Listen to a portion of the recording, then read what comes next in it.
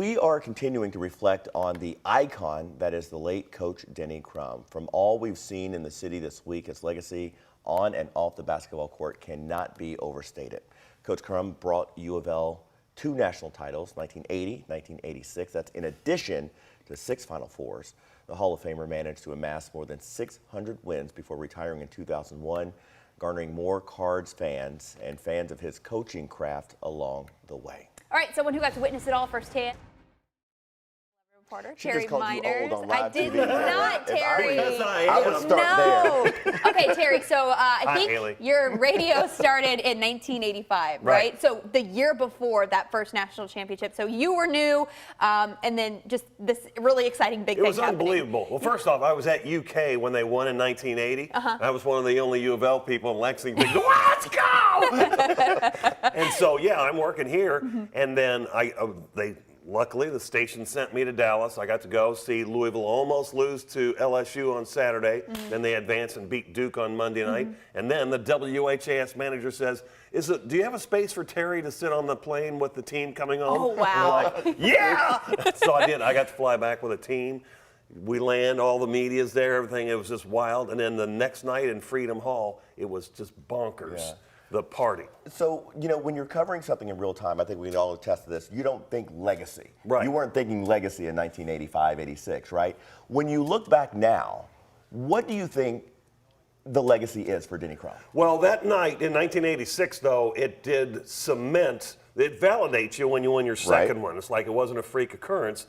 And then they'd already been to a bunch of Final Fours, so he had it locked in. He was on fire as the coach because of all those early wins and making the Final Four so many times. Also, dudes, he came to this city. He's a Los Angeles cool guy, and his fashion was different, and everyone was like, okay, we're stepping up our game. The look, everything was just different. He brought that California energy. They tried to hire him back a few years later, and he goes, you know what? I bought 55 acres here in Kentucky. I couldn't buy that for that price. I couldn't buy half of an acre in California. Right. I'm staying. I love this place. I think something about Coach Crum that I, as a UK grad and as someone that grew up in that program, is that he really was part of this cultural shift of going from being a coach and building a team to building a program, and just kind of that legacy of creating not only, good athletes on the court, but good men and a good community, and just really pouring back into everything. He knew that this was a great program and had a great foundation, and it just needed one more push. And boy, he got him there fast. Because we were in the Final Four the next year, right after he arrived for the job.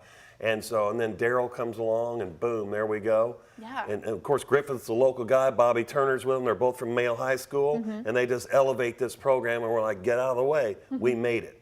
Yeah. We had one of his old players here, Tony Williams, about a half hour, 45 minutes ago, and he said he learned more from Coach Crum after graduation than he did while he was in college. Do you find that to be true with other people? No doubt. I mean, he and Susan had that beautiful place out off Taylorsville Road. Players there all the time, just gathering like it's their house. Everybody went to Mama's house yesterday for Mother's Day. Well, Denny's house was like Dad's house for everybody who's ever connected to.